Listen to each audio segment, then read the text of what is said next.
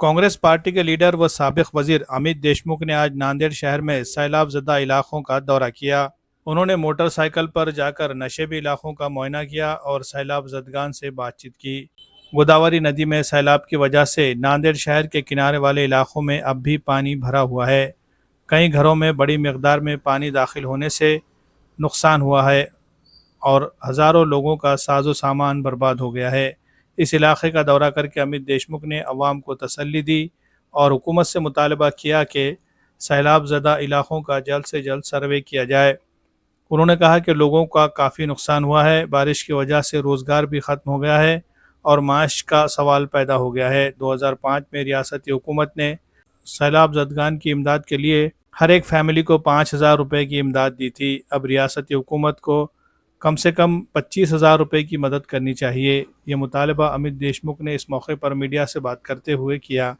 इस दौरान सैलाब और शदीद बारिश की वजह से मराठवाड़ा में ज़रूरी फसलों को भी बड़ा नुकसान पहुंचा है, जिसका सर्वे करने की भी ज़रूरत है। नुकसान ज़दा किसानों की मदद के लिए कांग्रेस पार्टी की जानिब से रियासती हुकूमत को एक जल्द ही याददाश्त भेजी जाएगी। इस बात की भी मालूमात अमित देशमुख ने दी है।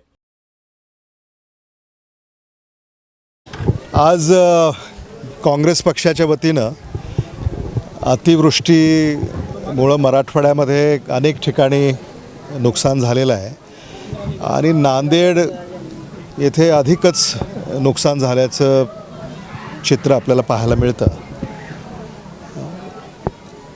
पुराची परिस्थिती आहे, नदी ही पूर्ण भरून वाहते आहे आणि शहराच्या अनेक भागामध्ये पावसाचं पाणी शिरलेलं आहे। नागरिकांचे हाल झालेले आहेत, अनेक नागरिकांना स्थलांतरित करण्यात आलेलं आहे इतर ठिकाणी।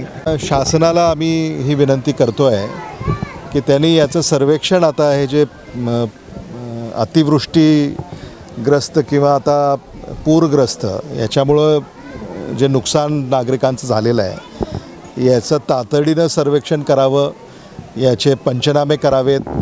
अनेक नागरिक यांच्या घरामध्ये अजूनही पाणी आहे, त्यांचं सामान पाण्याखाली आहे, त्यांचं घर पाण्याखाली आहे आणि त्यांचं नुकसान झालं आहे।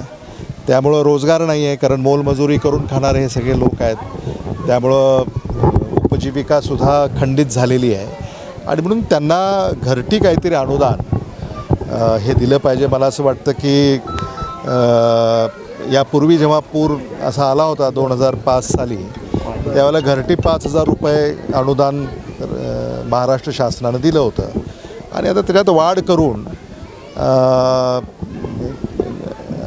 2005 आणि आता 24-25मध्ये आपण आहोत, 20 वर्ष झालेली आहेत। त्यामुळं 25,000 रुपये घरटी महाराष्ट्र शासनानं मदत करावी अशी आमची मागणी आहे।